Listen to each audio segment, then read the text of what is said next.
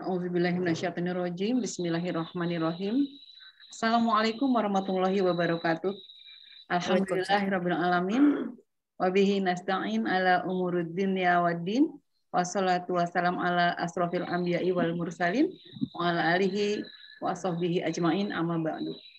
Yang kami hormati dan kami muliakan guru kita Dr. Suratul Khairi Asy'ari, SQMAG, yang biasa kita sapa dengan Bunda Eri. Yang kami hormati dan kami sayangi Ibu Ketua Majelis Ta'lim Indonesia, Ibu Ria, dan Ibu Rini Wakil Ketua beserta seluruh pengurus Majelis Ta'lim Indonesia. Dan yang kami hormati dan kami sayangi Ibu Rianti, Ibu Pembina Majelis Ta'lim Indonesia. Dan yang kami cintai dan kami banggakan seluruh jamaah baik dari Majelis Ta'lim Indonesia maupun para undangan dari komunitas yang lain. Pertama-tama, marilah kita panjatkan puja dan puji syukur kehadirat Allah Subhanahu wa Ta'ala. Berkat limpahan rahmat, taufik, dan hidayahnya, maka pada pagi yang berbahagia ini, kita dapat bertemu kembali dalam acara kajian rutin Majelis Ta'lim Indonesia hari Senin, tanggal 18 Juli 2022 melalui virtual Zoom. Tak lupa sholawat dan salam semoga senantiasa terlimpah ruah kepada junjungan kita Nabi besar Muhammad Shallallahu Alaihi Wasallam beserta keluarga dan para sahabatnya, para tabi'in, para wali, para ulama, para pejuang bangsa serta para pengikutnya. Dan semoga sampai kepada kita semua sampai akhir zaman. Amin ya rabbal alamin. Hadirin yang dirahmati Allah, alhamdulillah hari ini kita bertemu lagi dengan Bunda Eri yang akan menyampaikan lanjutan materi serial fikih perempuan tentang tata cara sholat yang benar bagi perempuan, bagian kedua. Mengapa materi ini sangat penting dibahas? Karena sebagaimana firman Allah di dalam surah Al-Isra, saya mohon izin untuk membacakan terjemahannya. A'udzubillahiminasyaitonirrajim. Bismillahirrahmanirrahim. Dirikanlah sholat dari sesudah matahari tergelincir sampai gelap malam. Dan dirikanlah pula sholat subuh. Sesungguhnya sholat subuh itu disaksikan oleh para malaikat. Dan pada sebahagian malam, lakukanlah sholat tahajud sebagai suatu ibadah tambahan bagimu. Mudah-mudahan Tuhanmu mengangkat kamu ke tempat yang terpuji. Shadaqallahul azim. Baik hadirin yang berbahagia, sebelum beranjak ke acara inti, mari sejenak kita berdoa sebelum memulai pelajaran pagi ini. A'udzubillahiminasyaitonirrajim. Bismillahirrahmanirrahim. Radina billahi robba wa bil islami dina wa bi Muhammadin nabiyya wa rasula. Rabbi zidna ilma warzuqna fahma walhiqna bis sholihin walhamdulillahirabbil alamin. Rabbi israh li sadri wa yassir li amri wahlul 'uqdatam min lisani yafqahu qawli. Amin ya rabbal alamin. Terima kasih Ibu dan Bapak, enggak ada Bapaknya, maaf ya. Bersama-sama tadi telah kita membaca doa, semoga Allah memudahkan kita dalam menerima pelajaran hari ini dan memberikan pemahaman ilmu yang diajarkan. Amin ya rabbal alamin. Baik, ibu-ibu semua hadirin, selanjutnya adalah acara inti kajian rutin tentang tata cara sholat yang benar bagi perempuan bagian kedua yang akan disampaikan oleh Bunda Eri. Kepada Bunda Eri, kami persilahkan. Baik, terima kasih. Assalamualaikum warahmatullahi wabarakatuh. Waalaikumsalam warahmatullahi wabarakatuh. Apakah suara saya ke sana jelas? Alhamdulillah jelas, Bunda. A'udzu billahi minasyaitonir rajim. Bismillahirrahmanirrahim. Alhamdulillahirabbil alamin. Wa bihi nasta'inu ala umuri dunya waddin. Wassalatu wassalamu ala asyrafil anbiya'i wal mursalin wa ala alihi wa sahbihi ajmain amma ba'd. Yang saya sayangi Ibu Ria, Ibu Rianya ada dua. Ibu Yanti itu Ibu Rianti ya. Ada lagi Ibu Ria, ada Ibu Rini, ada seluruh pengurus di sini ya. Pengurus MTA Khairun Nisa ya. Ada Ibu Eti, Ibu Ninik, Ibu Tisha, ada Ibu Shanti, saya manggilnya Mama Shanti. Ada Ibu Rina, Ya, Ibu Epi ada, Ibu Tris, Ibu Nina, Ibu Tuti, Ibu Rahayu, ada Ibu Lulu, Lucy ya, Ibu Lucy dari Katimusku ya, Ibu Sulis ya, Masya Allah, berapapun jumlah yang hadir hari ini adalah ibu-ibu pilihan Allah Subhanahu wa Ta'ala. Kita ngajinya biar sambil santai ya, sambil menunggu orang yang masuk. Kemarin kita telah membahas tentang sholat-sholat fardu. Untuk pelengkapnya, sekarang kita akan membahas tentang sholat-sholat sunnah. Yang jadi masalah, sholat-sholat sunnah itu masih banyak orang yang tidak tahu apa saja sunnah itu. Mana saja yang penting. Yang harus dilakukan di antara sunnah-sunnah itu yang mana. Terus keistimewaannya apa gitu. Agar kita lebih semangat lagi girohnya melakukan sunnah, pertama-tama kita akan membahas tentang keistimewaan sholat sunnah itu sendiri ya. Bagaimana caranya sebelum membahas keistimewaan sholat sunnah itu? Agar kita cinta melakukan sholat sunnah itu. Ada doanya ya. Doanya nanti bisa di-share. Atau minta dicarikan Ibu Tisha. Mungkin ada di Google juga ya. Baik, Bunda. Doa gemar sholat dan puasa. Yang juga sodako. Tapi judulnya cukup segitu. Allahumma habib ilainal iman. Ya Allah, cintakan aku kepada keimanan. Wal Islam, dan cintakan aku kepada Islam. Intinya, apapun yang telah diperintahkan Islam, aku suka.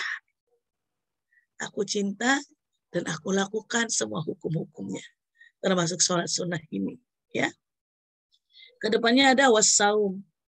Cintakan aku kepada puasa. Puasa fardu atau puasa sunnah. Sunnah Senin Kamis atau Ayyamul Bid. 3 hari pertengahan bulan Hijriah. Gitu. Puasa sunnah banyak ya. Wassodaqoh, dan cintakan aku supaya rajin sedekah. Jadi kalau ibu kurang rajin sedekah berarti ibu kurang doa, kurang ngilasin harta yang dikeluarkan. Ini doanya ya. Allahumma habib ilainal iman wal Islam. Udah kok. Wassaum. Apalagi? Wassolah. Kan tadi ingin dicintakan kepada melakukan sholat-sholat. Baik sholat fardu maupun sunnah. Saya ulang. Allahumma habib ilainal iman wal Islam. Ya. Ditulis dulu. Silakan. Wassaum. Puasa. Wassolah. Dan cintakan aku kepada melakukan sholat. Wassodaqoh. Dan cintakan aku akan berbuat sodakoh. Masih susah sodakohnya. Doa, berdoa untuk diri sendiri. Agar ikhlas dengan apa yang diberi. Selanjutnya, wattaqwa. Cintakan aku kepada melakukan takwa. Takwa itu kan melakukan segala perintah Allah, menjauhi segala larangannya. Wattaqwa. Bagaimana caranya? Seperti apa? Agar kita cinta kepada ibadah-ibadah yang disebutkan tadi. Kita berdoa dari situ, ada tambahannya. Kama hababna ilal ja'id ta'am wa ila dhoma ilma. Bagaimana cara cintanya? Agar cintanya benar-benar sebenar-benar cinta. Saya ulang, ya Allah. Tanamkan kecintaan kami kepada iman tadi ya. Wal Islam, wasaum, puasa, wassolah, senang dengan sholat, wassodaqoh, senang dengan sodaqoh, wattaqwa, dan senang dengan takwa. Sebagaimana engkau menanamkan kecintaan pada orang yang lapar terhadap makanan dan pada orang yang haus terhadap minuman. Saya tanya ibu, kalau ibu lagi lapar, di depan ada makanan. Makanannya itu jenis apapun. Kalau sangat lapar, makanan apapun dimakan. Betul apa betul? Ya. Tapi kalau lagi nggak lapar, melihat sayur ini nggak doyan. Melihat yang ini nggak suka. Yang ini udah kenyang. Tapi kalau lapar, apapun dimakan. Apalagi zaman dulu saya mondok. Zaman dulu saya nyantren. Ubi mentah pun saya makan. Singkong mentah saya makan. Misalkan dikirimin oleh orang tua dari kampung, ubi, singkong, untuk dimasak. Nasinya bukan untuk dimakan mentah. Tapi saking laparnya, nggak keburu masak, singkong mentah jadi makan. Akhirnya ada ibu-ibu yang bilang, tukang pijit, bagus Neng makan singkong mentah, obat mah. Katanya, oh Masya Allah. Padahal itu saking laparnya. Jadi kita minta sama Allah, ulang ya, agar kita mencintai, menyukai terhadap ibadah-ibadah, sebagaimana orang yang lapar, bertemu dengan makanan, langsung dimakan. Rakus. Kenapa? Karena dia lapar. Nah, coba kalau kita sama ibadah. Datang duha, duha. Senang banget, udah jamnya duha datang. Nah, itu ibarat seperti itu. Atau kalau ibu lagi haus di depan minuman apapun ibu minum, kecuali minuman yang beralkohol. Ya, adanya air teh, nggak apa-apa saya haus. Adanya cuma air putih, nggak apa-apa saya sangat haus. Coba kepada ibadah seperti itu. Haus dan lapar akan ibadah. Ternyata ada doanya ya. Doanya boleh diulang. Bismillahirrahmanirrahim. Allahumma habib ilainal iman. Ingat, ya Allah, tanamkan kecintaan kepadaku terhadap iman, wal Islam dan Islam. Terus apa tadi? Wasaum dan puasa, wassalah, dan senang melakukan sholat fardu maupun sholat sunnah. Itu. Setelah sholat, wassodakoh, tanamkan kepadaku cinta kepada sodakoh di woro-woro, kata Ibu Yanti. Monggo ibu-ibu, siapa yang bersodakoh, kita akan mengirim bantuan baksos kepada yang sedang kena bencana terdepan. Kenapa? Dia haus. Dia sudah berdoa supaya haus akan ajakan-ajakan sodakoh. Bahkan rindu. Rindu itu kok nggak ada yang ngajak-ngajak sodakoh ya? Kok nggak ada pengumuman tentang infak ya? Nah itu berarti dia mencari biasanya sodakoh, haus, lapar terhadap ibadah. Setelah sodakoh tadi ada takwa, ya. Jadi kita tanamkan kepadaku ya Allah. Tadi kan iman Islam, yang itu selanjutnya adalah takwa. Bagaimana caranya? Gitu. Sebagaimana orang-orang yang lapar gitu. Ketika melihat makanan, dia langsung langsung menyerbu makanan tersebut. Atau seperti orang-orang yang haus. Minuman apapun itu. Yang tadinya nggak suka, saking hausnya dia minum. Allahumma habib ilanil iman, wal Islam, wassaum, wassalah, wassadaqah, wattaqwa. Ya. Itu yang paling pentingnya itu.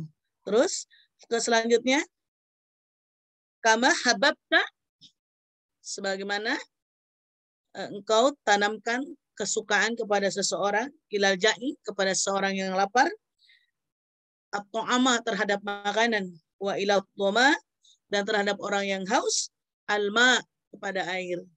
Tambahannya itu, kama hababta, boleh ditulis Ibu Tisha, kama hababta, ilal ja'i, ilal ja, dua harokat, ilal ja'i, i, ain, hamzah dan ain, ilal ja'i, ain, ya.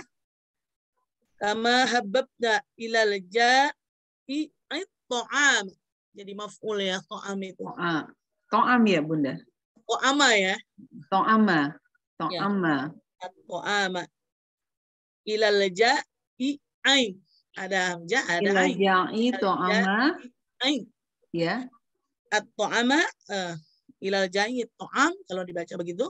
Wa ilal dhoma, wa ilal dhoma, dan terhadap orang yang haus, al-ma'a. Ya?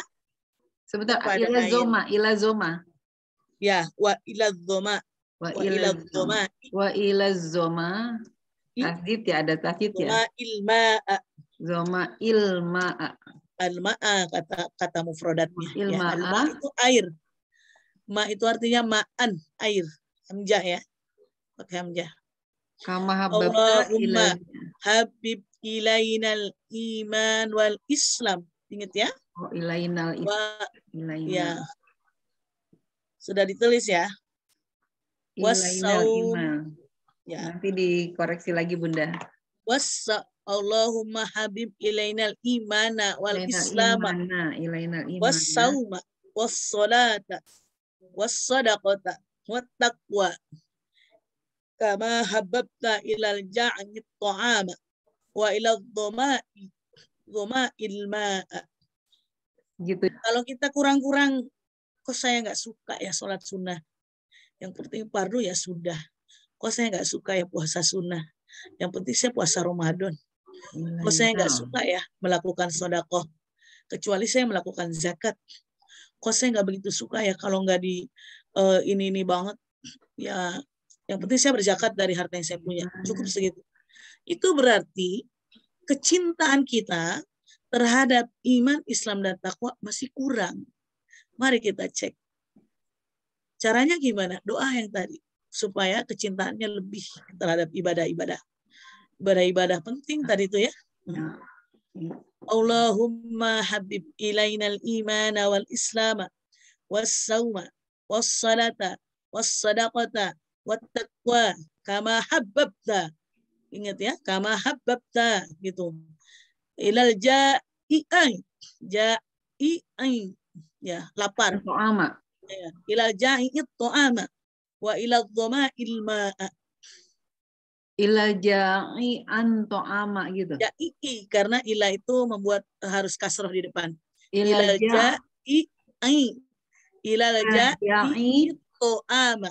At-to'ama mufradnya. At-to'am. Ila ja'i, jadi langsung jadi ilal ja'i to'ama. Wa ilal dhoma'il ma'a. Wa ila zoma. Nanti saya carikan bahasa Arabnya atau saya kirimkan nanti dikirim ke Ibu Tisha ya. Ya baik. Mudah-mudahan apa yang sudah kita baca barusan menjadi doa. Coba sekali lagi sama-sama.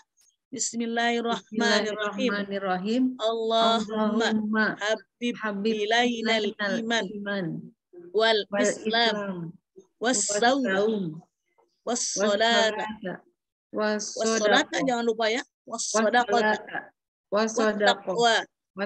Kama ahbabta. Kama ahbabta ulah ilal ja'i'i ta'ama wa ila dhoma'il ma'a. Ya Allah, tanamkan kepadaku kecintaan kepada iman, kepada Islam, kepada puasa, kepada sholat, kepada sedekah, kepada takwa, sebagaimana Engkau tanamkan kepada orang-orang yang lapar terhadap makanan, sebagaimana Engkau tanamkan kesukaan terhadap orang yang kehausan akan air. Itu. Ya, dirutinkan saja. Kalau kita udah mulai ngecek-ngecek, sekarang kok saya sholat sunnah udah jarang-jarang. Ya kok malas ya, gitu. Doa lagi supaya ditanamkan lagi kecintaan kepada melakukan salat sunnah. Itu doanya sebelum saya bahas keutamaan sunnah, karena percuma saya bahas keutamaan salat sunnah tapi ibu nggak pernah salat sunnah. Saya bahas tentang kehebatannya salat sunnah asar tapi ibu nggak melakukan. Jadi lebih baik saya pandu dulu doanya agar cinta melakukan salatnya ya. Kita akan berbicara tentang keutamaan salat sunnah. Di samping sholat wajib yang 5 waktu itu, kita akan membahas tentang keutamaan keistimewaan apabila dapat melaksanakannya. Kalau tidak dapat melaksanakannya, ingat ya, yang tadi apa itu? Baca doa. Gitu. Coba saya lihat, maaf ya kalau saya angkat yang ini, tapi tidak berupa slide. Bismillahirrahmanirrahim. Amalan yang paling baik ada hadisnya bahwa ayu ahabul amal, manakah yang amalan yang disukai Allah, yaitu inqorla adwa muha, sedikit tapi continue, selalu. Tidak apa-apa misalkan ibu sholat duha 2 rakaat tapi setiap hari. Tidak apa-apa ibu sholat tahajud 2 rakaat tapi setiap malam. Daripada ibu sholat misalkan 12 rakaat tapi cuma seminggu sekali.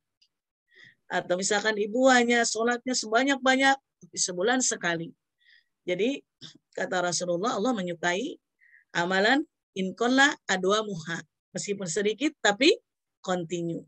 Apalagi kita merutinkan itu ya sesuai keutamaan-keutamaan yang akan kita bahas. Apa keutamaannya? Misalkan ibu mau melakukan sholat sunnah. Kalau keutamaan sholat sunnah rawatib, ya Sholat sunnah rawatib sudah sangat jelas. Kalau sholat sunnah rawatib sepertinya ada ya di ini punya Ibu Tisha ya. Sholat sunnah duha, sholat sunnah tahajud, pokoknya satukan saja. Pertama, sholat sunnah itu kalau mau ditulis akan menutupi kekurangan pada sholat wajib. Jadi apabila sholat wajibnya ada, misalkan ada yang ketinggalan karena darurat atau hal lain, atau misalkan sholat wajibnya ya dilakukan tapi ternyata di sananya tuh kosong pahalanya, sholat sunnah itu bisa menutupi kekurangan itu. Mana hadisnya? Hadisnya dari Abu Hurairah radhiyallahu an bahwa Nabi Muhammad SAW bersabda, saya bacakan bahasa Indonesianya biar cepat. Sesungguhnya amalan yang pertama kali dihisab pada manusia di hari kiamat adalah sholat. Ya. Lalu Allah Azza wa Jalla berkata kepada malaikat, dan tentu Allah lah yang lebih tahu. Tapi dia tetap memerintahkan kepada malaikat, lihatlah pada sholat hambaku. Apakah sholatnya sempurna atau tidak? Jika sholatnya sempurna, maka akan kucatat baginya pahala yang sempurna pula. Namun, jika dalam sholatnya ada sedikit kekurangan, makanya banyak sholat yang nggak diterima tuh karena kita makanya harus belajar sholat yang full. Yang saya bahas kemarin, mulai tahu rukun-rukun, mana rukun kolbi, mana rukun qauli, mana rukun fi'li ya. Nanti kita perdalam lagi insya Allah. Jadi kata Allah gitu, jika sholat sempurna, aku catat baginya pahala yang sempurna. Namun, jika dalam sholatnya kekurangan, Allah berfirman lagi, coba lihatlah, apakah hambaku itu memiliki amalan sunnah? Keistimewaan sunnah di sini. Aduh, sholatnya kurang sempurna. Coba lihat, apakah hambaku mempunyai amalan sunnah? Jika hambaku memiliki amalan sunnah, dia sholat tahajud, dia sholat duha, dia sholat rawatib, atau sholat-sholat sunnah lainnya, gitu. Maka Allah berfirman, sempurnakanlah kekurangan yang ada pada amalan wajib dengan amalan sunnahnya. Jadi ternyata amalan sunnah bisa melengkapi amalan-amalan wajib. Ibu boleh lihat hadis riwayat Abu Daud, nomor hadisnya 864, dalam kitab Ibnu Majah juga ada, nomornya 1426, dalam kitab Musnad Ahmad bin Hambal juga ada, buku 2 ya, nomor 425 itu. Ini adalah hadis sahih. Jadi sekali lagi keutamaan sholat sunnah, sholat apapun itu yang tadi saya ceritakan, dapat melengkapi amalan-amalan wajib. Ya, tidak perlu saya bahas lagi yang itu. Kita akan berangkat ke nomor 2. Keutamaan sunnah itu apa? Dihapuskan dosa, ditingkatkan derajat. Ya. Jadi jangan lupa sholat sunnahnya ya. Sholat sunnah yang paling tertinggi adalah sholat sunnah rawatib. Ya. Bakal dihapuskan dosa-dosanya. Gitu. Ini hadis dari Ma bin Abi Thalhah Al-Yamiri. Aku pernah bertemu Sauban. Sauban itu adalah bekas budak Rasulullah. Lalu aku bertanya kepadanya, beritahukanlah padaku suatu amalan yang karenanya Allah masukkanku ke dalam surga. Itu. Maksudnya yang pernah didengar dari Rasulullah apa? Lalu dia berkata pada Sauban tentang amalan-amalan itu. 2 kali bahkan nanya. Aku pernah menanyakan hal yang sama 2 kali kepada dia. Lalu Ma yang tadi bin Abi Thalhah menyebutkan hadis Rasulullah SAW. Hendaklah engkau perbanyak sujud, perbanyak sholat kepada Allah. Karena tidaklah engkau perbanyak sujud karena Allah, melainkan Allah akan meninggikan derajatmu, menghapuskan dosamu. Itu dari Rasulullah ya. Aku pernah bertemu dengan Abu Darda, bertanya hal yang sama. Lalu Abu Darda pun menjawab sebagaimana yang dijawab oleh Sauban kepadaku. Jadi hadisnya tadi sanadnya dari Ma tadi ya. Adanya di mana? Di hadis Muslim nomor 488 hadis ini. Ya. Jadi sekali lagi sholat-sholat yang banyak sujudnya, kalau fardu kan sedikit. Kalau kita mau bicara fardu hanya 5 waktu. Berarti kalau banyakin lagi sujudnya di mana? Tambahkan dengan sholat-sholat sunnah banyak sujud lagi. Ya. Barang siapa yang memperbanyak sujudnya, memperbanyak sholatnya akan ditinggikan derajatnya, juga diampuni segala dosa-dosanya. Imam Nawawi rahimahullah berkata, hadis ini adalah dorongan untuk memperbanyak sujud. Yang dimaksud memperbanyak sujud dalam sholat. Ya, sholat itu kalau fardu sedikit, perbanyaklah dengan sholat sunnah. Memperbanyakan sholat sunnah. Baru 2 ya keutamaannya. Ingat tadi ya, yang pertama adalah sholat sunnah bisa melengkapi sholat fardu pahalanya. Yang kedua, bisa mengangkat derajat dan diampuni dosa-dosa. Yang ketiga sekarang. Ketiga, orang-orang yang banyak berlakukan sholat sunnah akan dekat dengan Rasulullah SAW di surga. Maukah engkau menjadi tetangga Rasulullah di surga? Mau. Tentu saya juga mau. Ya, luar biasa. Saya pernah bermalam, katanya begitu. Ada seorang sahabat namanya Rabi'ah bin Ka'ab al-Aslam. Saya pernah bermalam bersama Rasulullah SAW.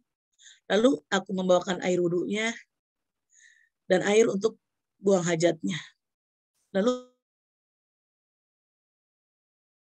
beliau Rasulullah berkata kepadaku, mintalah kepadaku.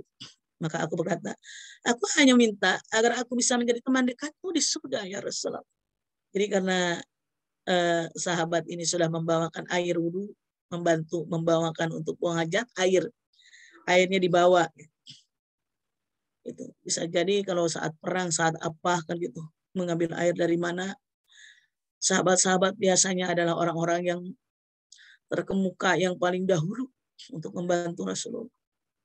Kamu minta apa? Itu kalau bahasa ringan. Terus kata Rabi'ah bin Ka'ab, aku hanya minta agar aku bisa menjadi teman dekatmu di surga ya Rasulullah. Lalu beliau bertanya lagi, adakah permintaan lain?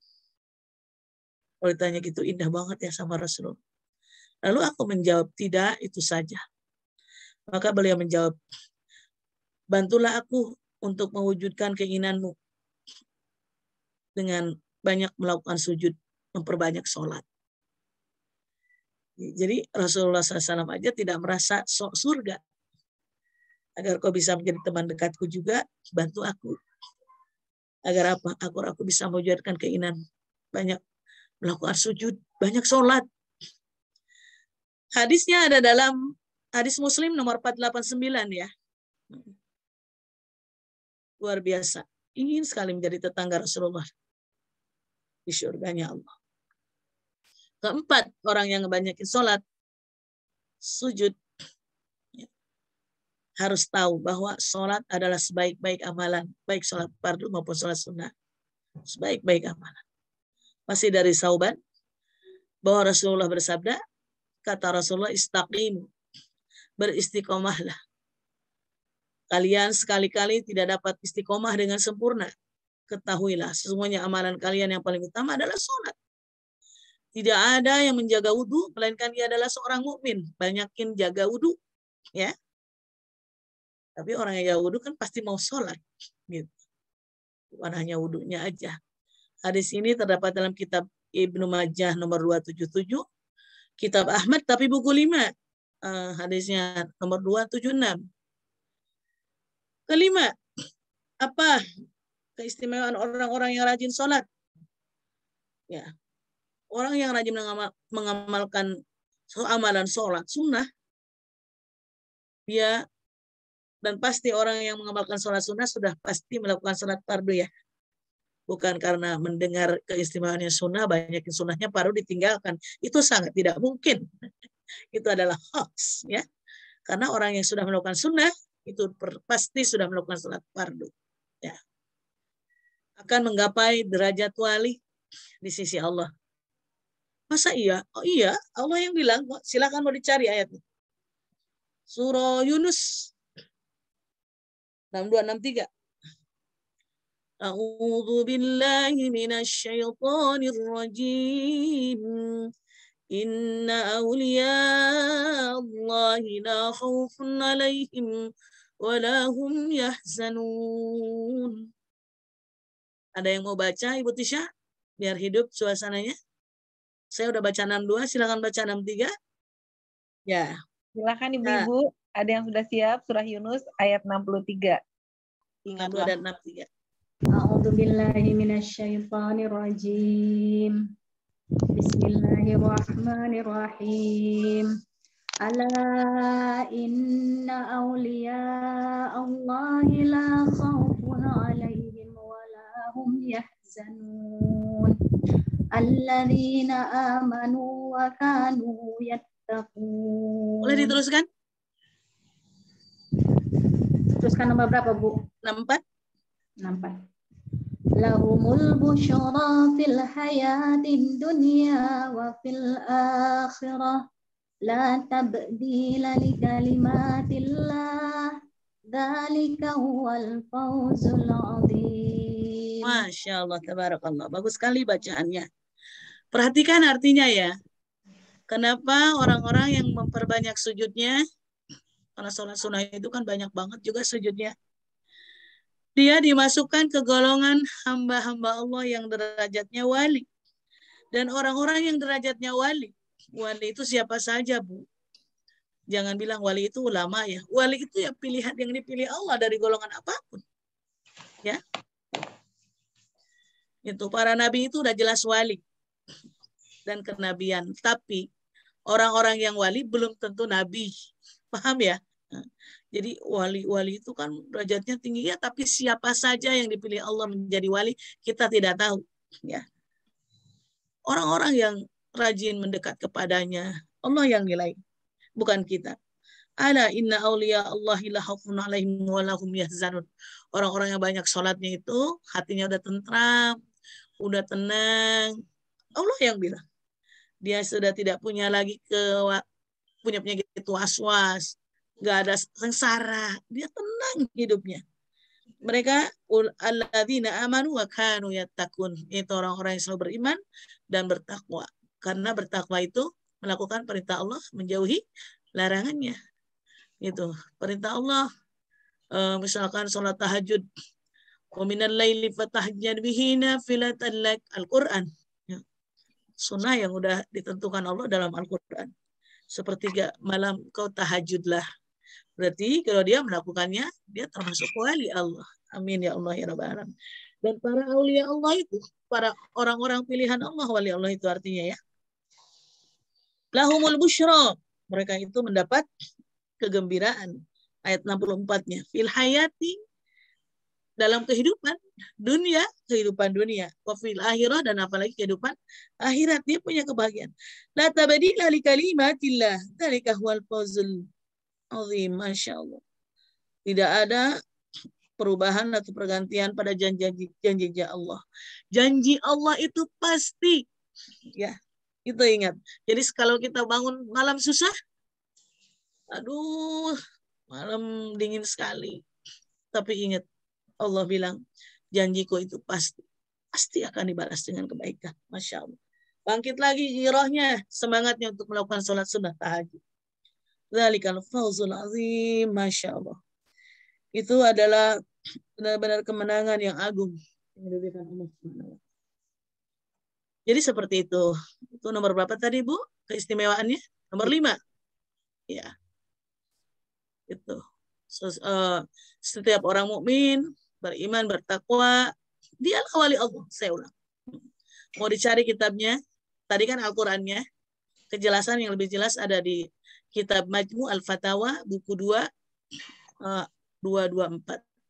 Jadi wali Allah itu bukan orang yang memiliki ilmu sakti atau bisa terbang, atau dia selalu bertasbih, pakai surban, bukan hanya itu. Yang dimaksud wali Allah itu, sebagaimana disebutkan Allah sendiri tadi dalam surah Yunus. Syarat disebut wali Allah adalah beriman, bertakwa di ayat 63. Jika orang-orang yang disebut wali Allah adalah orang-orang yang tidak sholat atau bermaksiat, bukan wali itu. Ya, jadi wali itu adalah orang yang beriman, bertakwa, dan banyakin sujud kepada Allah Subhanahu wa ta'ala. Hati-hati ya. Kita kadang-kadang itu wali Allah deh. Pakai sorban, pakai tasbih, tapi Allahu a'lam pekerjaannya apa. Ya. Wali Allah, Ibu penting tahu ya, wali Allah itu ada dua macam Pertama namanya as-sabiqun al-muqarrabun, wali Allah yang terdepan. Ya, wali Allah yang terdepan. Yang kedua adalah al-abrar ashabul yamin, wali Allah yang pertengahan. Ashabul yamin adalah surah Al-Waqiah ya. Ma ashabul yamin, ada kan? Nah, as-sabiquna al-muqarrabun adalah hamba Allah yang mendekatkan diri dengan amalan sunnah yang barusan dibahas. Di samping melakukan yang wajib, dia meninggalkan yang haram, meninggalkan yang makruh, meninggalkan hal-hal yang tidak disukai Allah. Dia adalah masuk ke wali Allah yang as-sabiquna al-muqarrabun, orang-orang yang terdepan. Al-muqarrabun itu yang dekat dengan Allah. Ya. Al-abrar ashabul yamin adalah hamba Allah yang hanya mendekatkan diri pada Allah dengan amalan wajib. Ya, tidak melakukan sunnah-sunnah kurang. Tapi tetap aja dia juga masuk kepada wali Allah, meninggalkan yang haram, tidak membebani dirinya dengan amalan sunnah, dan tidak menahan diri dari berlebihan yang mubah. Itu ini mana ya itu ayatnya? Bisa dicari tentang ini, tentang para wali Allah ini. Yang pertama dalam surah Al-Waqiah ayat 1 sampai 14 ya. Itu menceritakan tentang wali-wali Allah. Di situ kita bisa cari kalau sudah selesai pengajian ini. Kita melanjutkan tentang keistimewaan melakukan memperbanyak ibadah sholat sunnah. Keenam, Allah akan memberi petunjuk kepada pendengaran, penglihatan, kaki, tangan, dan doa orang-orang yang rajin melakukan sholat sunnah itu diijabah. Jadi kalau ibu ada yang tanya kepada saya, misalkan, Bunda, bagaimana caranya agar doa-doa kita diijabah? Saya tidak bisa memberikan doa, baca doa ini Bu, agar doanya dijabah, tidak. Tapi pasti akan saya katakan, apakah ibu sudah melakukan segala perintah Allah? Wajibnya sudah sempurnakah? Sunnahnya sudah menjadi tambahan yang spesial kah? Sedekahnya bagaimana? Karena Allah bilang, Allah akan memberikan kebahagiaan kepada alladzina amanu wa kanu yattaqun, orang-orang bertakwa. Ya. Jadi orang yang rajin melakukan amalan sunnah, Allah akan langsung beri petunjuk kepada pendengaran, penglihatan, apalagi kaki dan tangannya serta doanya diijabah. Itu luar biasa ya. Allah Ta'ala berfirman, ini hadis qudsi ya. Kalau hadis qudsi itu perkataan Allah yang dikutip langsung oleh Rasulullah SAW. Barang siapa memerangi wali kekasihku, aku akan memeranginya. Hambaku senantiasa mendekatkan diri kepadaku dengan amalan wajib yang aku cintai. Hambaku senantiasa mendekatkan diri kepadaku dengan amalan-amalan sunnah, sehingga aku mencintainya. Jika aku telah mencintainya, maka aku akan beri petunjuk pada pendengaran yang ia gunakan untuk mendengar, memberi petunjuk pada penglihatannya yang ia gunakan untuk melihat, memberi petunjuk pada tangannya yang ia gunakan untuk memegang, apalagi untuk memegang Al-Quran. Masya Allah, tabarakallah. Ya, luar biasa. Itu Allah yang bilang. Memberi petunjuk yang kepada ia, yang apa tadi, memegang apa tangannya untuk digunakan memegang yang baik-baik. Gitu. Tangannya ada uang untuk memberikan sedekah. Di tangannya ada kebaikan untuk membantu temannya. Di tangannya ada kebaikan untuk membantu orang menyeberang jalan. Masya Allah. Banyak yang bisa dilakukan oleh tangan kita, penglihatan kita, pendengaran kita. Lalu kata Allah lagi, hadis Bukhari nomor 2506 ya yang barusan. Jika ia memohon sesuatu kepadaku, aku akan mengabulkannya. Dan jika ia memohon perlindungan, pasti aku akan melindunginya. Dengan cara apa? Dengan cara dia banyak melakukan wajib dan sunnah. Masya Allah. Orang-orang yang senantiasa melakukan amalan sunnah, bahasa Arabnya namanya mustahab. Di samping melakukan amalan wajib, akan mendapatkan kecintaan. Maka dia jadi wali Allah. Wali Allah itu artinya pilihan Allah. Allah akan beri petunjuk sekali lagi kepada pendengaran, penglihatan, tangan, kaki. Masya Allah. Jadi kalau berdoa begitu, ya Allah, jadikan telingaku ini pandai mendengar yang baik. Jadikan penglihatanku ini selalu melihat yang baik sehingga aku menjadi bijaksana. Mulutku, tanganku, ya Allah, jadikan selalu melakukan hal yang baik. Amin ya Allah ya Rabbal Alamin. Itu ya, ini diambil dari kitab Fathul Qawil Matin Syekh Abdul Muhsin bin Hamad Al-Abad, hadis ke-38. Itu saja kiranya saya ucapkan keistimewaan itu. Kita belum membahas tentang sholat-sholat sunnahnya. Apakah masih ada waktu, Ibu Tisha? Ya, masih Bunda. Ini sekarang pukul 10.49. Kita tadi sudah mendengar tentang keistimewaan sunnah. Lalu apa saja sholat-sholat sunnah itu agar kita bisa lebih dekat dan terperinci, lebih tahu sehingga kita bisa melakukannya. Di sini yang umum ya, saya membawa yang umum di sini.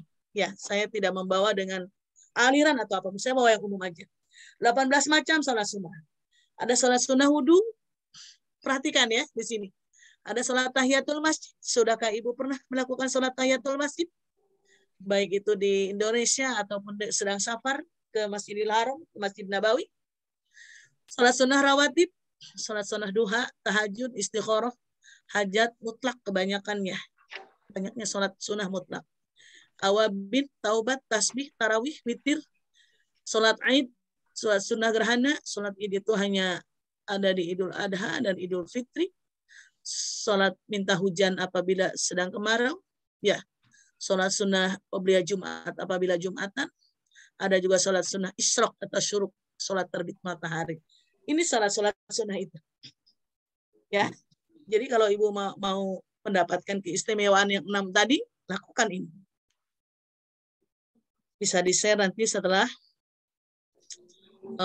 dipresentasikan ya, karena ada yang mau direvisi. Ada di sini ada selain 18 macam sholat, ada juga sholat-sholat sunnah lain yang mungkin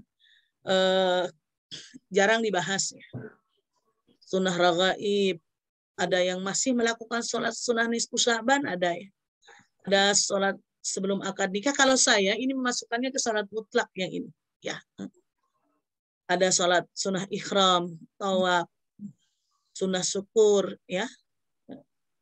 Di sini ini tambahannya saja yang memang keseringannya orang melakukan itu. Kenapa harus sholat sunnah wudhu? Apakah ada keistimewaannya sholat sunnah wudhu? Silakan ibu-ibu yang ingin membaca, mendapatkan pahala kebaikan hari ini terhadap mulut dan pendengaran dan mata kita menjadi pahala yang luar biasa. Tidak usah mencari-cari. Kalau bisa baca yang di depan ini, silakan ya. Bismillahirrahmanirrahim. Rasulullah SAW meminta sahabat Bilal bin Abi Rabah radhiyallahu an untuk menceritakan perihal amal yang rutin dilakukannya sampai-sampai membuatnya tenar di kalangan makhluk langit. Nabi SAW bersabda, ini artinya kecil ya tulisannya, jadi saya baca terjemahannya aja Bunda. Silakan. Tolong ceritakan kepadaku amal yang menjadi harapan terbesarmu yang telah kamu lakukan setelah masuk Islam. Karena aku sempat mendengar suara keda sandalmu di surga. Lalu jawabannya Bilal, aku tidak melakukan suatu amal yang lebih aku harapkan pahalanya di sisiku daripada amalku, di mana aku tidak bersuci di waktu malam atau siang kecuali aku sholat dengan kesucian tersebut dengan sholat yang telah aku sanggupi untuk melakukannya. Hadis riwayat Bukhari dan Muslim. Ya, ini cerita tentang sahabat Nabi yang bernama Bilal bin Abi Rabah yang tidak pernah meninggalkan sholat sunnah wudhu. Jadi habis bersuci, dia melakukan sunnah 2 rakaat ya. Ada lagi yang mau baca? Yang silakan ibu-ibu di slide berikutnya, sholat tahiyatul masjid, ada hadis, silakan dibaca.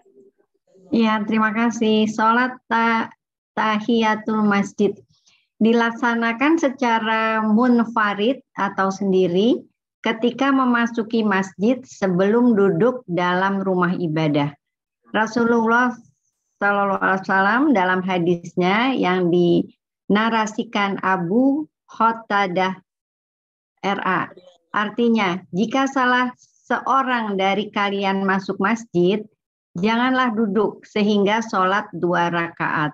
Hadis Bukhari Muslim.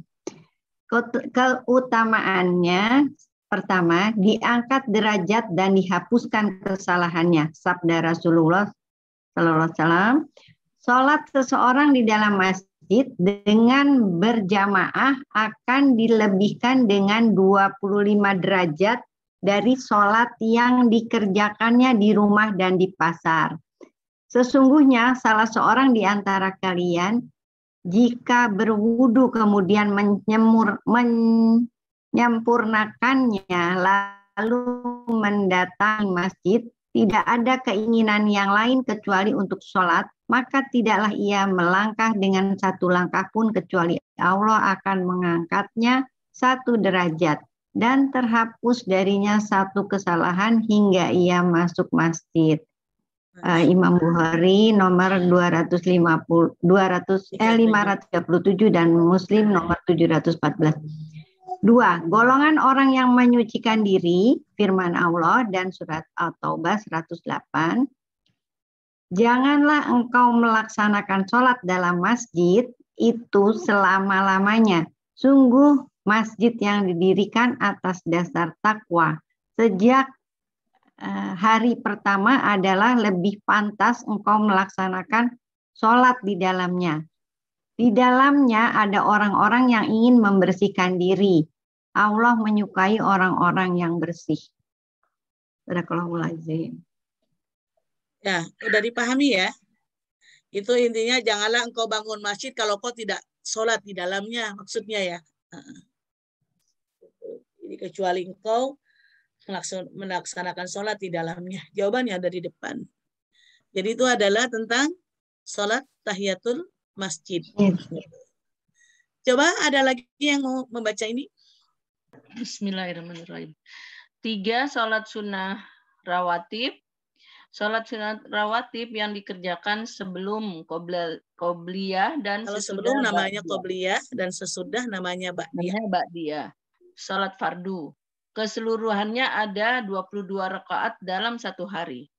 Dari Ummu Habibah Ramlah bintu Abu Sufyan radhiyallahu anhu ta'ala anhuma, beliau salah seorang dari istri Rasulullah SAW. Dia berkata, aku mendengar Rasulullah SAW bersabda, tidaklah seorang muslim sholat sunnah bukan fardu karena Allah Ta'ala di setiap hari 12 rakaat, melainkan Allah Ta'ala akan membangunkan untuknya sebuah rumah di surga. Atau tidaklah seorang muslim sholat sunnah bukan fardu karena Allah Ta'ala di setiap hari 12 rakaat, kecuali dibangunkan untuknya sebuah rumah di masjid. Hadis riwayat Muslim rahimahullah dalam kitab sahihnya nomor 1729 Maktabah Syamilah. Maktabah Syamilah. Luar biasa. Sholat sunnah rawatib itu apabila dikerjakan sebelum fardu namanya qobliyah, gitu maksudnya. Apabila sesudah fardu namanya ba'diyah. Di dalam sholat fardu adanya berdampingan. Jadi sebelum melaksanakan fardu atau setelah melakukan sholat fardu. Keseluruhannya minimal, ini minimal ya, ada 22 rakaat dalam 1 hari. Sudahkah Ibu melakukan 22 rakaat itu? Enggak, 14. Kalau Ibu, kalau 12 itu yang 12 rakaat bisa dihitung ya. 4 sebelum zuhur. Kalau mau hitung yang 12 ya. 12. Karena kan ada sholat sunnah sebelum asar, ada lagi ya. Kalau yang 12 4 sebelum zuhur udah. 2 setelah zuhur. Udah berapa tuh? 6. 6. Yang 12, saya langkah asarnya. Karena Ibu mau lihat yang 12 dulu kan, yang kebiasaan Ibu. 4 sebelum zuhur. 2 setelah zuhur. 2 setelah maghrib, 2 setelah isya. Udah berapa tuh? 2 sebelum subuh, itu 12. Itu yang 12 ya. Itu minimal 12 gitu. Tuh, ada lagi lebihnya? Ada. Kapan? 4 sebelum asar. 4 ya sebelum asar. 2 sebelum maghrib. 2 sebelum isya. Tuh. Setelah asar, setelah subuh, tidak ada ba'diyah. Ingat ya. Berapa Bu dijumlahkan? 18. Udah 18. Sebelum subuh, sebelum Ini ada asar. 22, 18. Kurang 4. Ya. Ada yang melaksanakan 4 rakaat sebelum asar dan 4 rakaat sebelum zuhur itu ya. Tapi kalau sebelum maghrib, ada hadisnya di bawah ini. Semua ada hadisnya. Kita mulai lagi di sini. Coba mulai dari fajar. Ada yang mau baca? Salat sebelum subuh. Ibu Lis barangkali mau baca, Bu Lis. Baik, Bu. Bismillahirrahmanirrahim. Aisyah berkata bahwa Nabi Shallallahu Alaihi Wasallam berbicara mengenai 2 rakaat ketika terbit fajar subuh. 2 rakaat sholat sunnah fajar lebih kucintai daripada dunia seluruhnya. Luar biasa. Ini sering orang-orang bertanya tuh begini. Ya. Apakah engkau ingin lebih dicintai melebihi dunia dan seluruhnya? Pertanyaan begitu. Lakukanlah sholat sunnah fajar. Itu jawabannya. Jadi dunia dan seluruhnya itu ada di mana? Ada di belakang apabila ada seseorang yang sholat 2 rakaat saja sebelum fajar, lebih dicintai Allah. Lebih kucintai daripada dunia dan seluruh isinya. Luar biasa ya. Jangan sampai tinggal ya. Ustaz Adi pernah bahas ini dulu di Cinere. Sampai-sampai orang begitu bangun ketahuan, Masya Allah udah jam berapa ini? Aduh jam 5 lewat seanu. Langsung aja fardu. Jangan, sayang. Itu sholat sunnahnya. Dia lebih dicintai daripada dunia dan seluruhnya. Boleh katanya melakukan sholat sunnah dulu saja. Gitu. Udah hampir habis waktunya. Luar biasa. Ada lagi hadis lain 2 rakaat fajar atau 2 rakaat fajar itu disebut juga sholat sunnah qobliyah subuh, lebih baik daripada dunia dan seisinya. Ya, jika keutamaan sholat sunnah fajar aja demikian, bagaimana lagi dengan keutamaan sholat subuh itu sendiri, sholat fardunya maksudnya. Disaksikan para malaikat ya, luar biasa ya Allah. Jangan sampai bablas.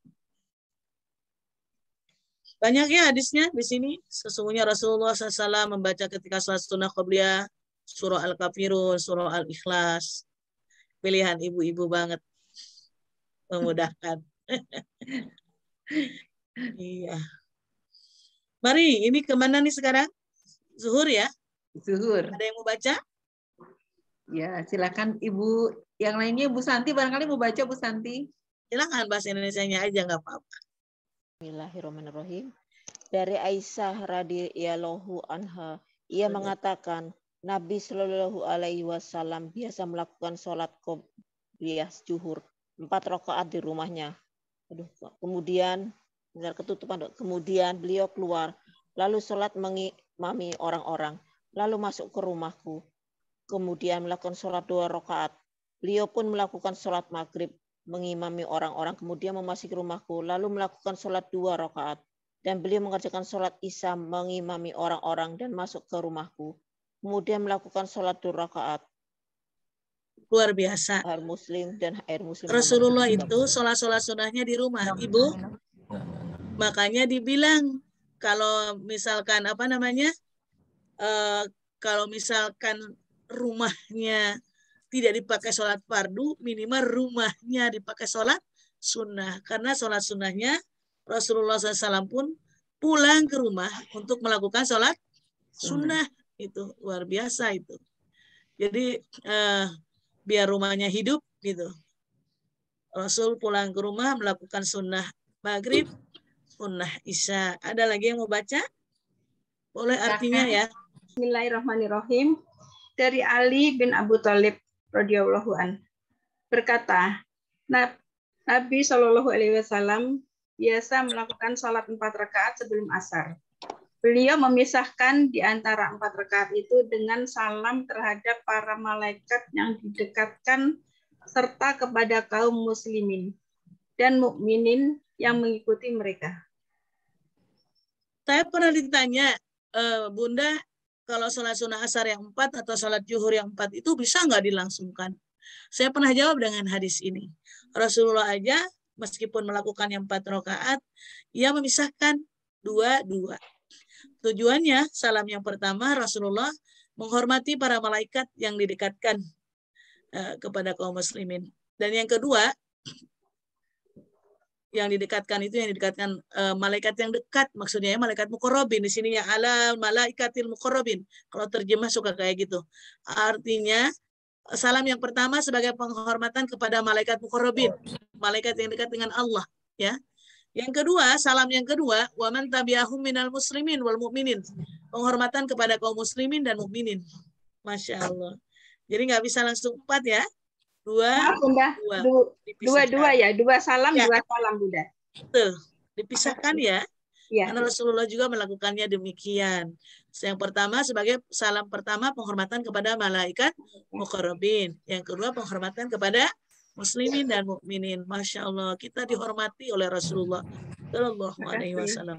Jadi kalau ada yang melakukan sholat sunnah asarnya 2, boleh, ya. Kan ada bilang saya biasa 2, nggak masalah gitu. Tapi kebanyakan 4, ya. Aduh sholihin bahwa boleh melakukan sholat asar 2 rakaat, ya. Hadisnya dari Ali bin Abi Thalib bahwa Nabi sering juga sholat sunnah 2 rakaat sebelum asar, riwayat Abu Daud. Jadi kalau dalam sholat 2 rakaat jangan dicela ya. Ada kebolehan 4, ada kebolehan 2. Tapi luar biasanya sholat sunnah asar ini banyak yang belum tahu ya. Ini hadisnya ya Abi Thalib. Banyak yang belum tahu ya bahwa sholat sunnah asar itu tujuannya, keinginan kita adalah sepanjang hayat dirahmati Allah. Dari Abi Thalib, Nabi selalu sholat sunnah 4 rakaat sebelum sholat asar, di mana beliau memisahkannya yang tadi. Dari Umar, kalau yang Umar, beliau bersabda, semoga Allah senantiasa beri rahmat kepada seorang yang suka sholat sunnah 4 rakaat sebelum asar. Kata Nabi. Jadi didoakan agar kita dirahmati Allah sepenuh-sepenuhnya. Masya Allah. Luar biasa ya. Mulai sekarang ya Ibu, sholat sunnah asar 4 rakaat. Itu 2 ya. Tuh, sekarang melakukan sholat sunnah qabliyah asar 4 rakaat. Di sini ada lihat. Sholatul 4 rakaat, 2 rakaat salam, 2 rakaat salam. Gitu ya. Sholatul laili wan nahari masna. Sholat sunnah malam dan siang hari 2 rakaat salam, 2 rakaat salam. Tidak ada yang 4 langsung masna. Hadisnya banyak tuh riwayatnya. Baik, ini masih tentang asar juga, ya. Banyak banget tentang asar. Boleh mengerjakan sholat sunnah asar 2 rakaat. Tadi sudah saya baca kan yang ini. Nah.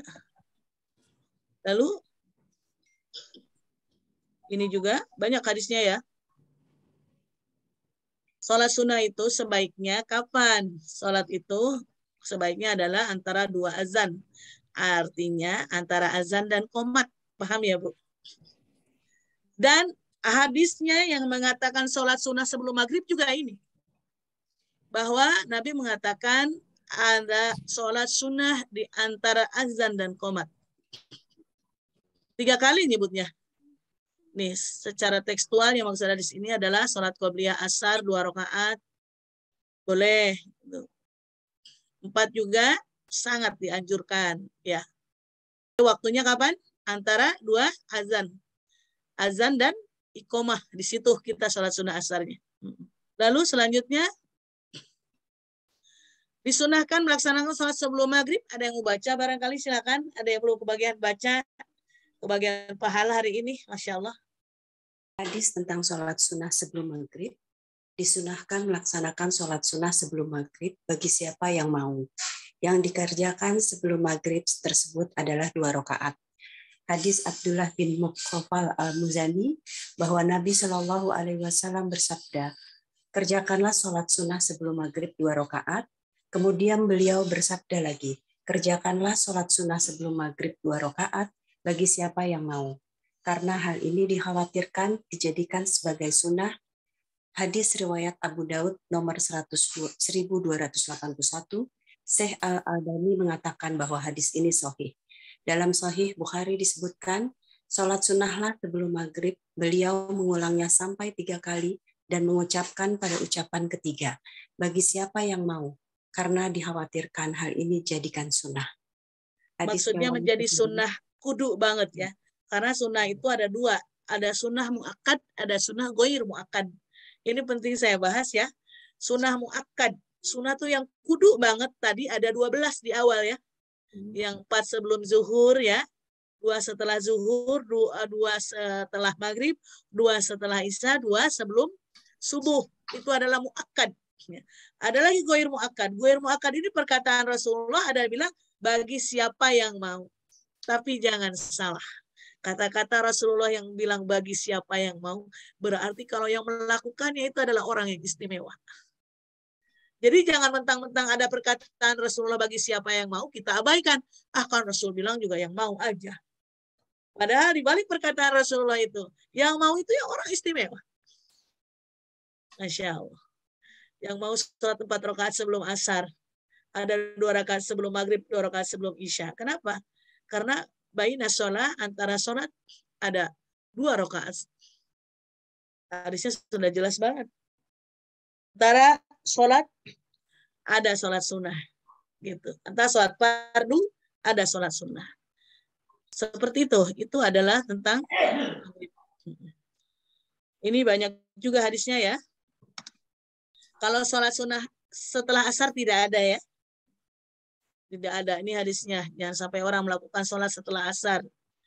Waktu yang diharamkan menurut ilmu fikih ya. Penting. Perempuan pada tahu. Takutnya nanti ada orang-orang kan setelah sholat katanya ada sunnah. Tidak. Tidak semua. Ada yang tidak boleh setelah asar dan setelah subuh. Gitu. Kalau kita baca sangat banyak sekali ya. Tentang qobliyah maghrib ini ya. Kenapa sholat maghrib tadi disebut tidak sunnah yang ditekankan gitu? Tadi kan ada takut dianggap sunnah yang ditekankan, makanya gue mu'akkad. Ya, maka yang paling dianjurkan adalah 12 rakaat. Ibu Tisha yang tadi diedit ya, jangan 22, 12 rakaat ya, paling atas ya. Oh iya baik. Ya. Yang minimal ya Bunda ya, yang minimal ya.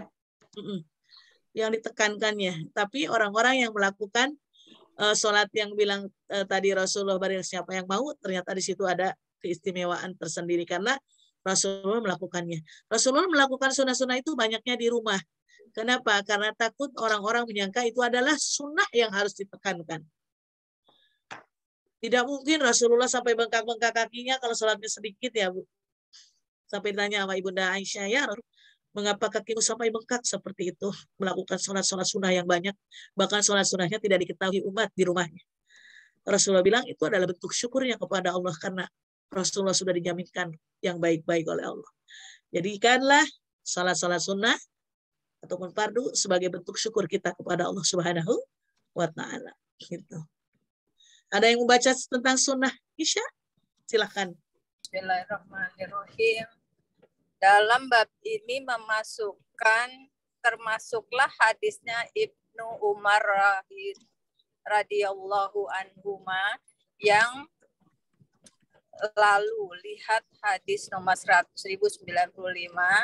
Katanya, saya sholat bersama Nabi Shallallahu Alaihi Wasallam 2 rakaat sesudah Isya, dan juga hadisnya Abdullah bin mukhafal, yaitu sabda Nabi Shallallahu Alaihi Wasallam, antara dua azan, yakni azan dan iqamah, itu boleh melakukan sholat sunnah. Ya. Demikian. Itu artinya sebelum isya-nya boleh 2 rakaat. Baina kulli adzanaini sholatun. Kan katanya antara azan dan qomat ada sunnah 2 rakaat. Kan sunnah sebelum isya itu kan azan. Gitu. Habis itu kita sholat sunnah. Habis itu qomat. Ya. Berarti ada sebelum sholat fardu ada sunnah. Ya. Iya. Ada yang 2, ada yang 4 ya. Ada yang 4 itu adalah sebelum zuhur, sebelum asar. Ingat. Ustazah, kalau kita terlambat sedikit. Selainnya 2 ya. Kalau kita terlambat sedikit, sudah azan, sudah qomat, baru kita sunnah, boleh nggak, Ustazah? Boleh, tapi kan kita mengikuti hadis ini kan kalau setelah qomat mungkin ibu karena tidak berjamaah saja. Kan ini mah kalau di masjid kan kalau iqomah jangan ada sholat lagi, langsung jamaah. Mungkin yang ibu maksud itu kalau di rumah ya, nggak apa-apa. Sholatnya perempuan, kita kan lagi bahas sholat perempuan hari ini ya.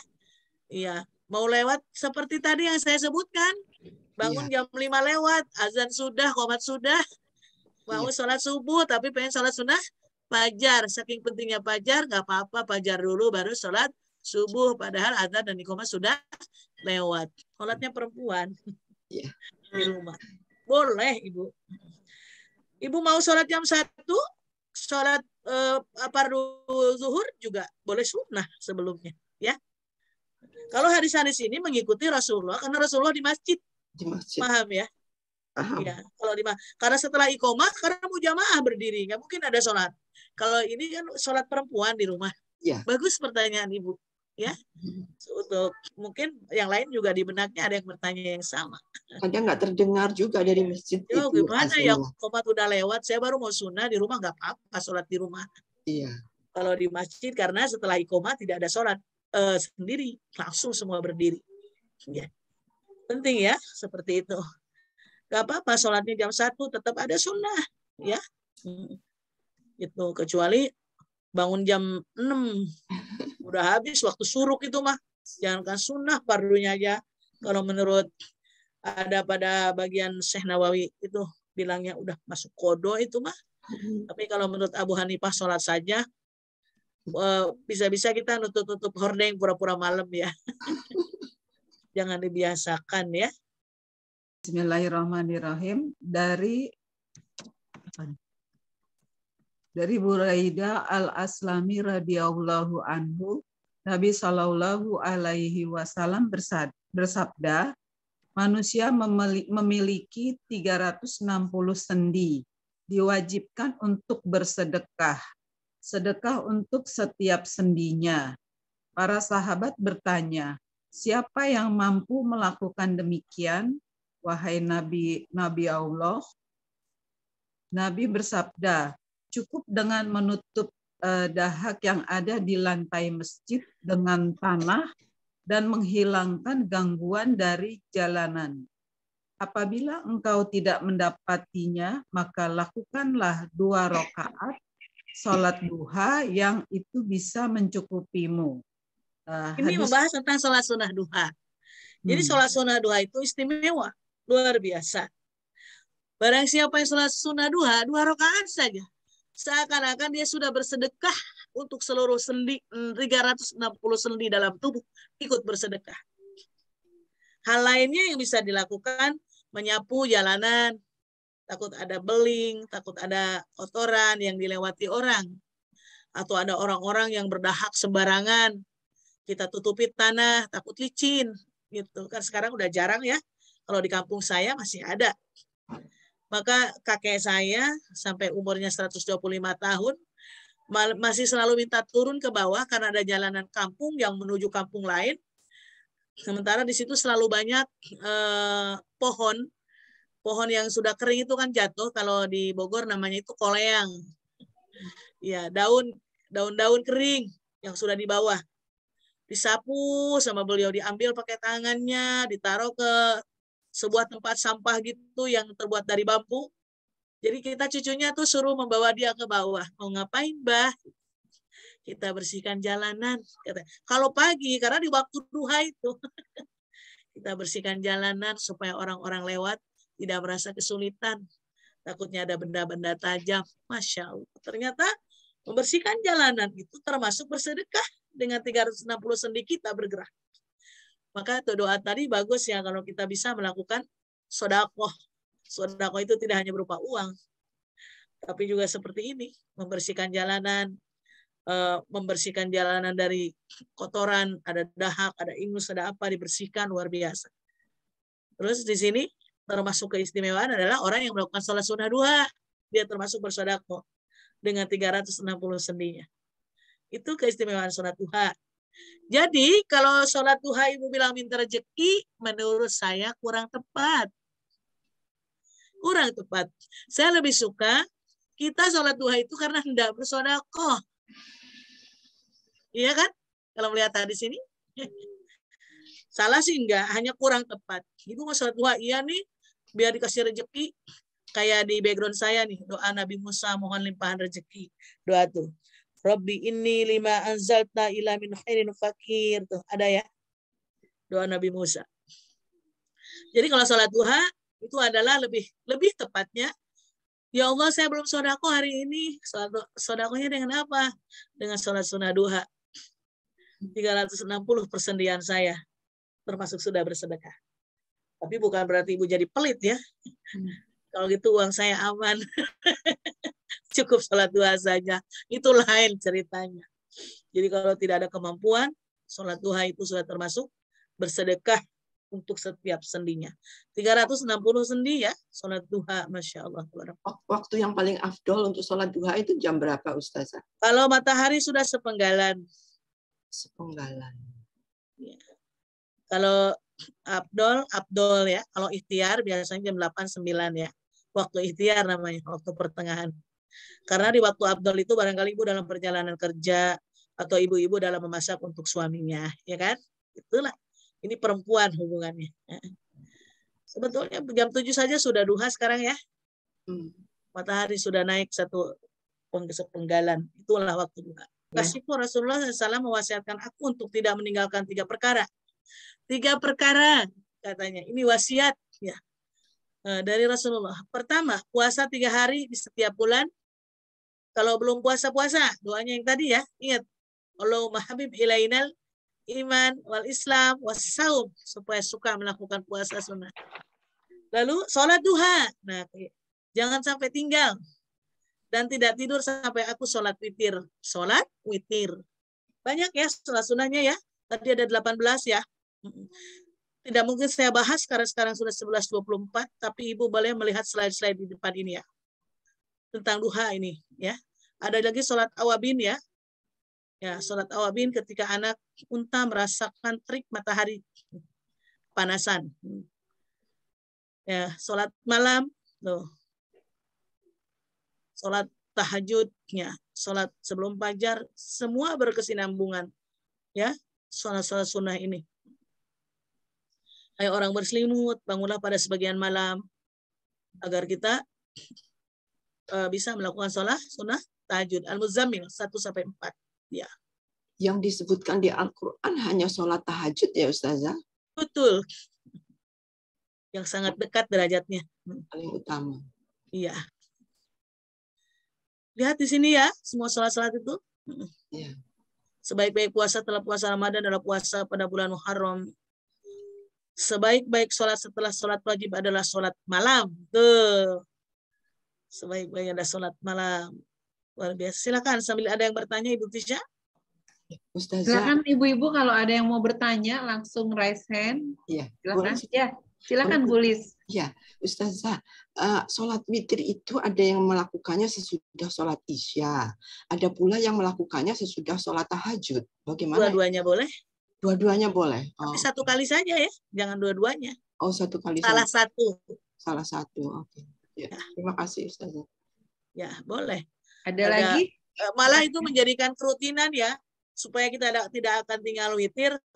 kita up setelah sunnah ba'da Isya, kita tidur supaya terbangun bisa melakukan sholat banyak di situ. Bu, mau sholat malam itu banyak kok. Ada orang yang bilang, saya tuh sholat taubat dulu, Ustazah silakan. Saya habis itu sholat tasbih dulu, silakan. Habis itu saya baru sholat tahajud, silakan. Karena saya mau mengakhirinya dengan witir. Jadi sholat-sholat sunnah sebelumnya dilakukan, silakan. Sebanyak-banyak sholat. Saat itulah Rasulullah memperbanyak sujudnya. Ya. Jadi Bunda, kalau kita sebelum tidur sudah sholat witir, begitu bangun untuk sholat malam, kita nggak usah witir lagi ya Bunda ya? Iya, lakukan satu waktu saja. Ya. Yang paling terbaik adalah di sepertiga malam. Sepertiga malam. Jarang kalau sholat witir setelah Isya itu, kecuali tarawih, Bu. Iya, iya. Ya. Silakan, ada yang mau kalau bertanya sekiranya lagi? Ibu malah tahajud juga enggak, lebih baik witir.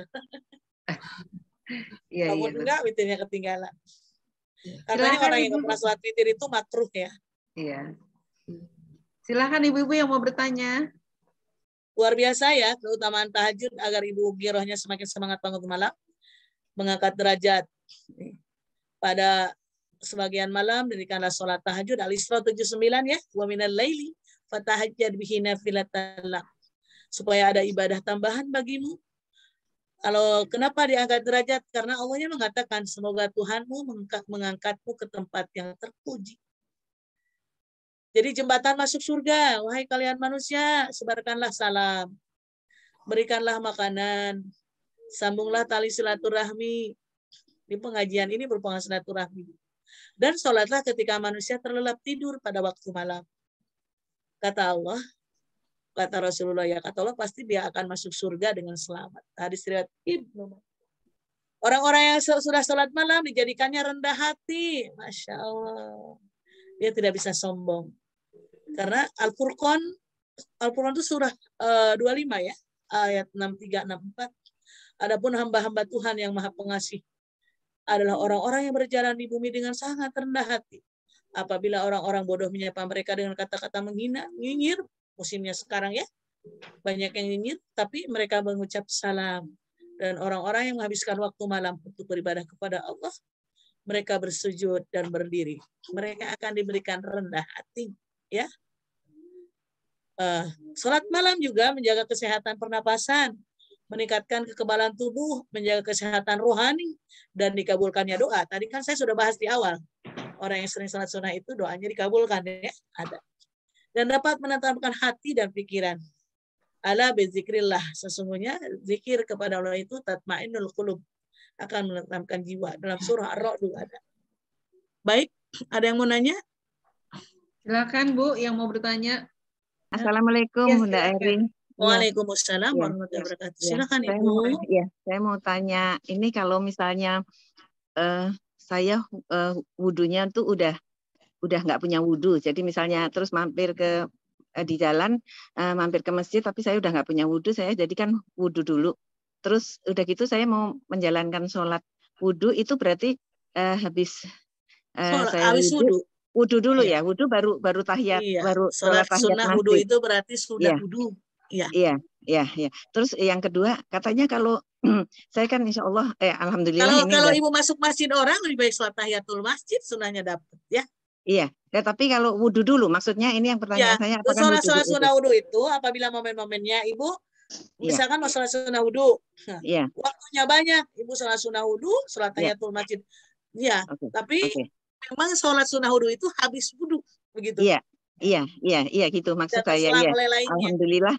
Iya, alhamdulillah saya udah jalanin. Kalau Ibu mau pilih salah satu, sholat sunnah tahiyatul masjid udah dapat sunnah. Oh gitu, ya. Luar biasa. Terus yang kedua ini saya dengar katanya kalau saya wudu, habis wudu kan langsung sholat wudu itu nggak boleh bicara ya. Katanya kalau diajak bicara gitu ya kita nggak boleh jawab atau gimana itu.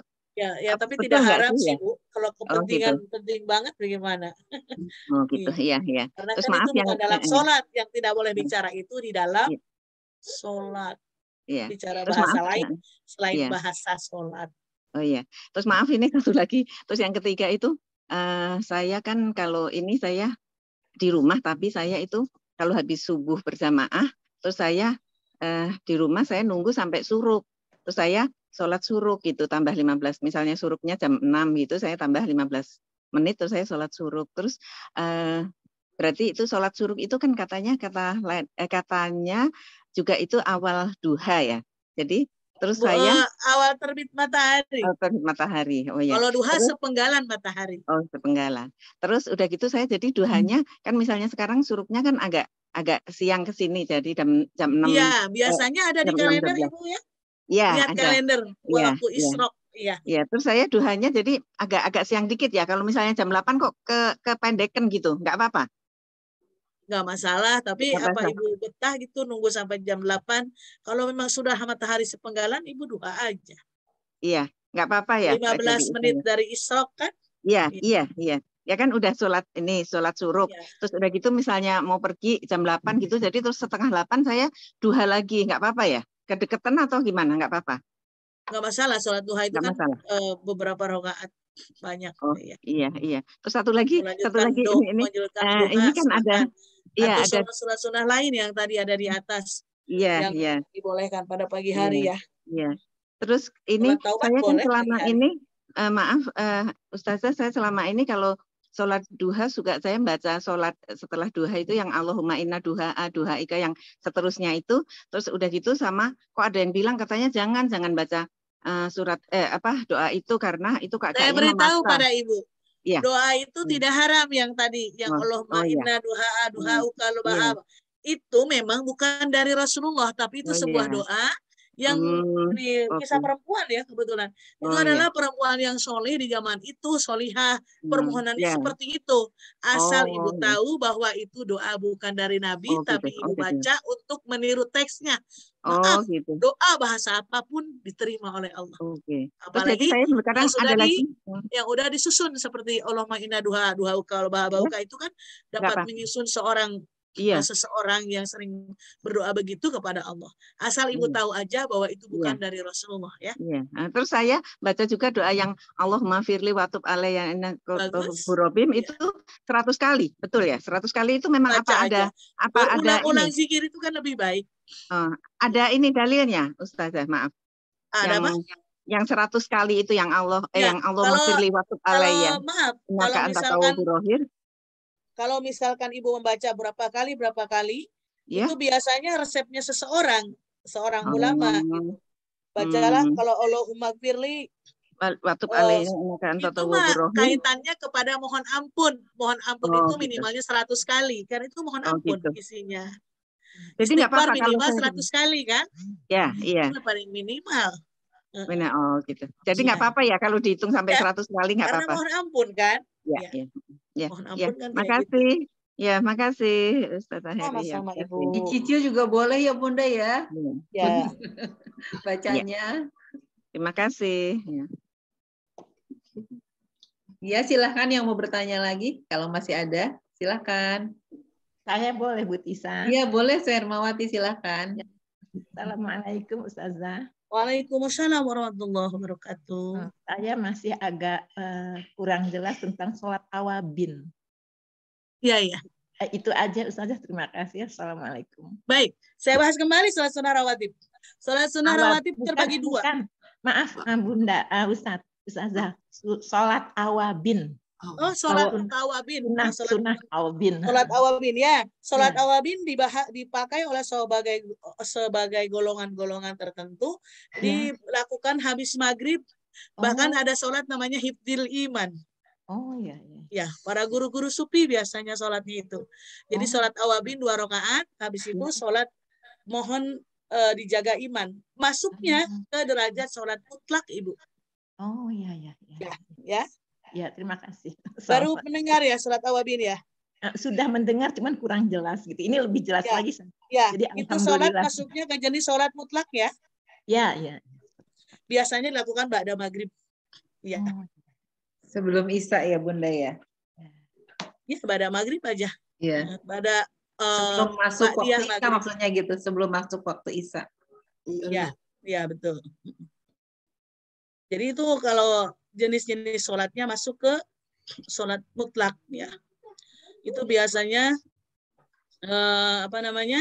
dikemukakan oleh Syafi'i, orang-orang sufi suka melakukan sholat di antara maghrib dan isya namanya awabin. Gitu. Berarti setelah Ba'diyah ya, Ustazah? Setelah Ba'diyah. Dinamai sholat awabin sebab orang yang menjalankannya itu kembali kepada Allah dan bertobat dari kesalahan yang ia lakukan pada siang hari. Kenapa namanya awabin? Ya, karena ketika ia melakukannya berulang-ulang, maka itu merupakan penanda kembalinya bertobat kepada Allah. Jadi kalau sholat awabin itu khusus waktunya. Sama aja sholat mohon taubat. Tapi kalau yang disebut sholat taubat itu kapan saja, paham Ibu? Ya. Tapi kalau yang dinamakan awabin itu memang antara isya, maghrib dan isya. Awabin, 2 waktu bertaubat gitu. Satu waktu. Kalau awabin sendiri artinya apa Bunda? Sama aja, orang-orang golongan bertaubat. Oh iya, baik. Terima kasih. Hanya waktunya yang beda ya. Iya. Waktunya khusus setelah orang-orang berbuat maksiat di siang hari. Begitu ada waktu awabin, gitu. Awabin itu berarti antara maghrib dan isya, artinya sholat bertaubat di tempat itu untuk memohonkan ampun dosa-dosanya dari siang hari. Adapun kalau sholat sunnah taubat itu kapan saja.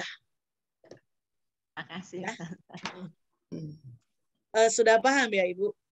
Sudah. Ya, itu ada di dalam kitab namanya Hasyiatul Jamal, karya Sulaiman Al-Jamal.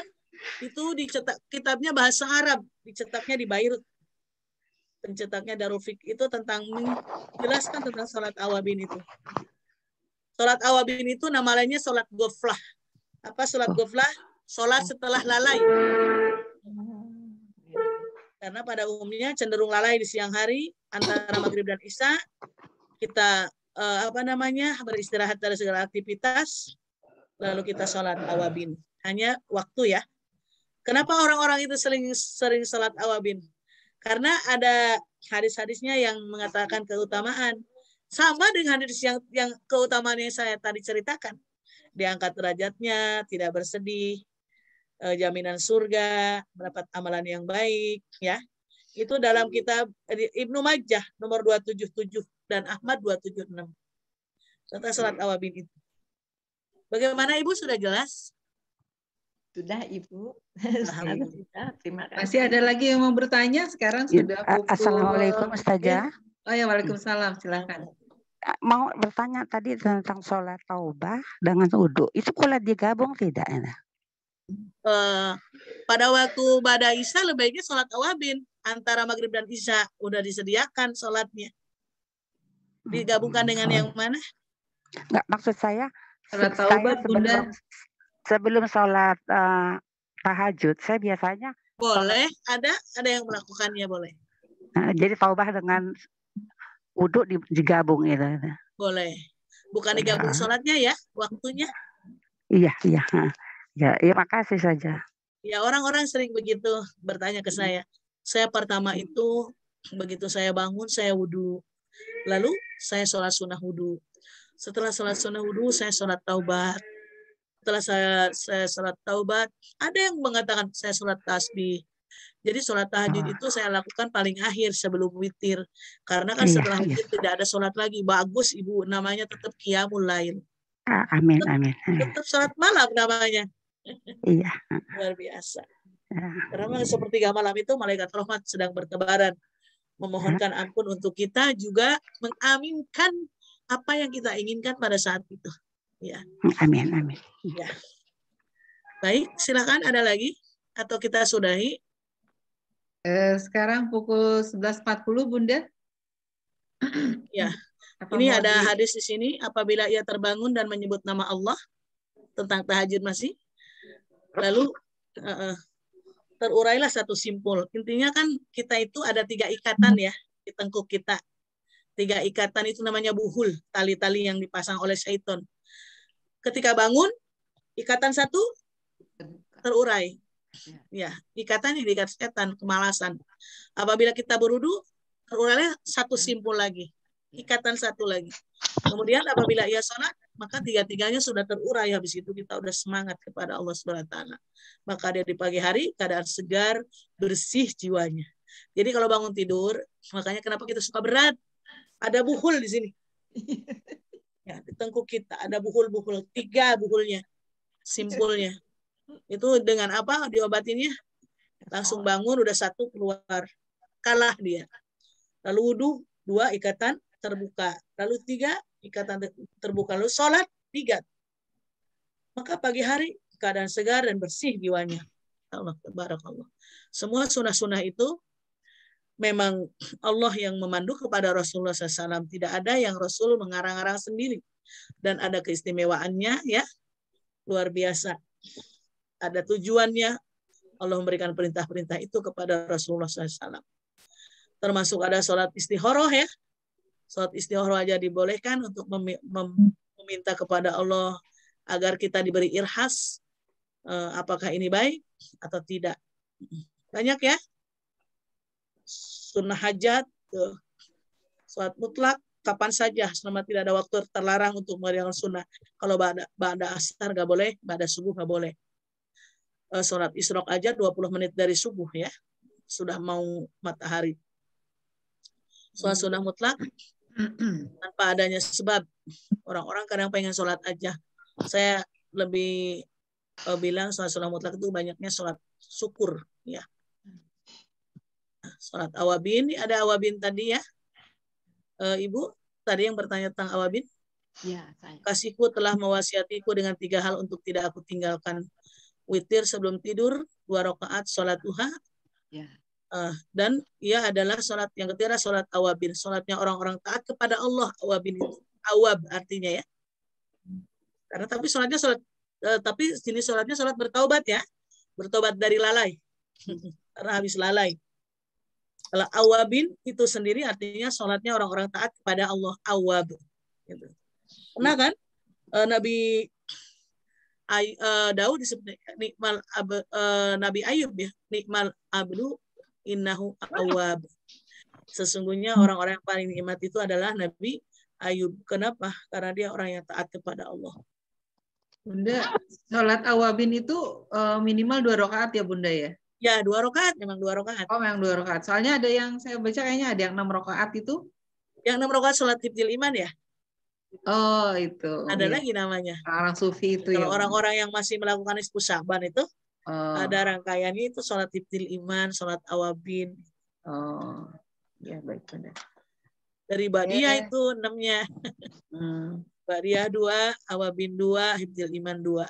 Oh gitu. Bahkan bacaan-bacaannya juga ada ketentuannya yang hifdzil imannya. Ada doa-doa. Ya, itu sholat awabin.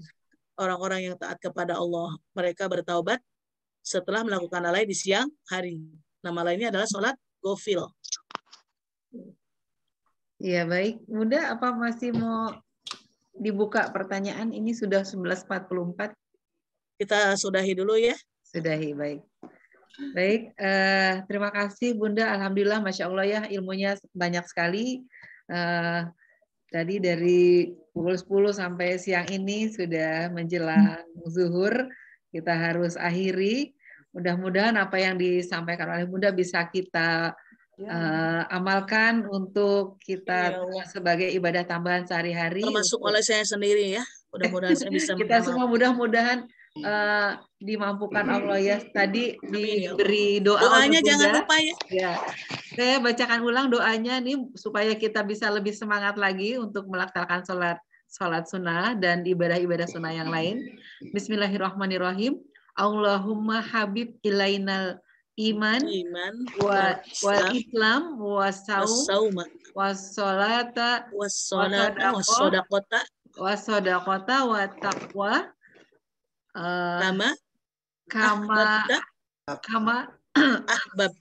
kama ahbabta ilal ja'i to'am bito'a, ya?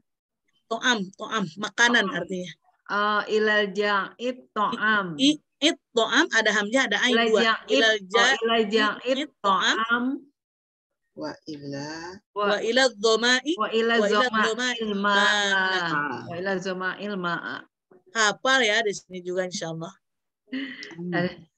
Baik, ibu-ibu semua, terima kasih atas kehadirannya pada pagi hari ini sampai siang hari. Mudah-mudahan kita bisa istiqomah untuk melaksanakan amalan sunnah. Mudah-mudahan kita bisa bertemu kembali. Mudah-mudahan juga selalu dilimpahkan kesehatan, dan penjagaan Allah Subhanahu wa taala. Akhir kata saya mohon maaf apabila dalam penyampaian dalam pelaksanaan Zoom Majelis Taklim Khairun-Nisa masih banyak kekurangan. Wabillahi taufiq wal hidayah. Wassalamualaikum warahmatullahi wabarakatuh. Kita tutup dengan doa kafaratul majlis. Subhanakallahumma wa bihamdika asyhadu alla ilaha illa anta astaghfiruka wa atubu ilaik.